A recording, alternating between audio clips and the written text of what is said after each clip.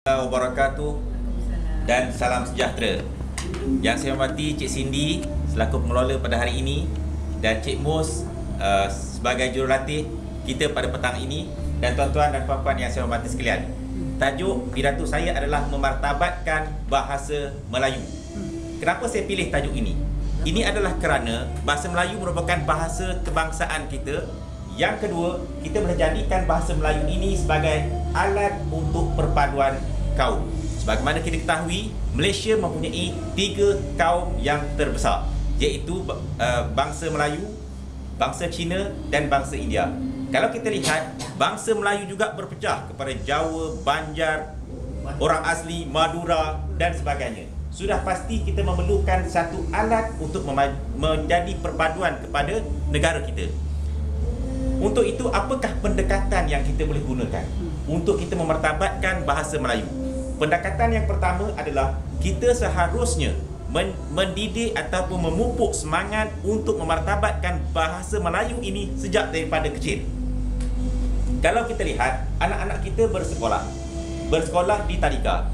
Adakah sekolah tadika yang bukan berkonsepkan ataupun mempunyai kata pengantar Melayu menggunakan bahasa Melayu itu sebagai asas? Sudah tentu tidak ditekankan sangat untuk penggunaan bahasa Melayu.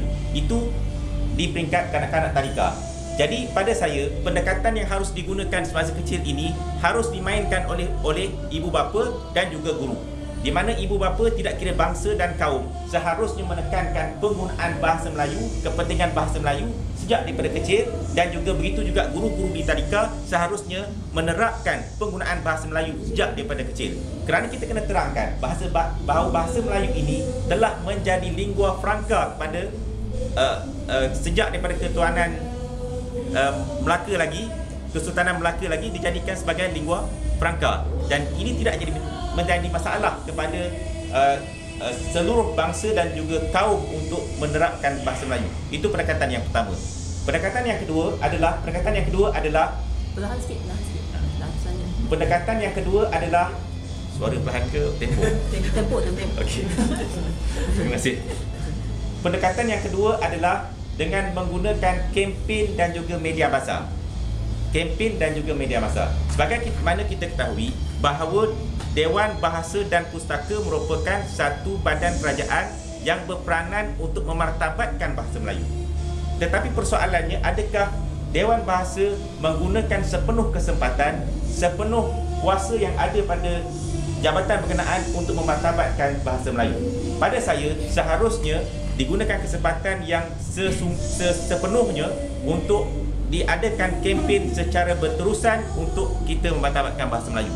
Yang kedua berkaitan dengan media massa. Selain daripada iklan dan juga filem dan juga drama, dokumentasi dan sebagainya harus diterapkan juga supaya diberi kesedaran kepada penduduk ataupun rakyat tak kira bangsa dan kaum supaya bahasa Melayu ini dimartabatkan.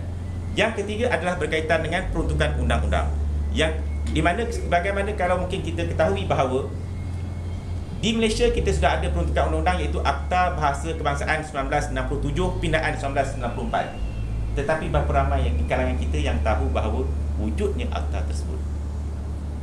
Di sinilah sebenarnya akta itu telah menetapkan 2 perkara penting. Yang pertama berkaitan dengan mengadakan semua program rasmi dengan menggunakan bahasa Malaysia. Contohnya mesyuarat, minit mesyuarat dan sebagainya. Selain daripada itu, memastikan bahawa semua iklan mestilah menggunakan bahasa Malaysia selain bahasa Melayu, selain daripada bahasa-bahasa yang lain. Kalau kita lihat, sepatutnya iklan-iklan haruslah sekurang-kurangnya 2/3 menggunakan bahasa Melayu sebagai kata utamanya, ayat utamanya. Dan selain itu bolehlah ditambah bahasa Inggeris ataupun bahasa Cina dan sebagainya. Dan seharusnya perkara itu dipertingkatkan, dikekalkan. Kerana sekarang ini kita lihat banyak, contohnya kondominium menggunakan bahasa Inggeris sebagai nama kondominium dia. Contohnya jalan, ada juga jalan-jalan yang menggunakan bahasa Inggeris sebagai nama jalan.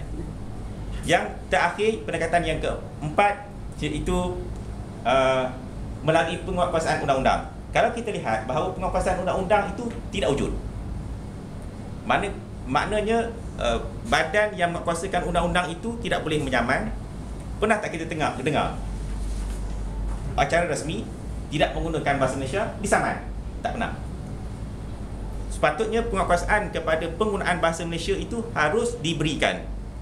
Yang sekarang ini tidak ada. Jadi itulah secara kesimpulannya 4 perkara ataupun 4 pendekatan yang boleh digunakan supaya bahasa Melayu yang dianggap sebagai bahasa yang boleh dijadikan sebagai bahasa perpaduan, bahasa yang perlu kita martabatkan.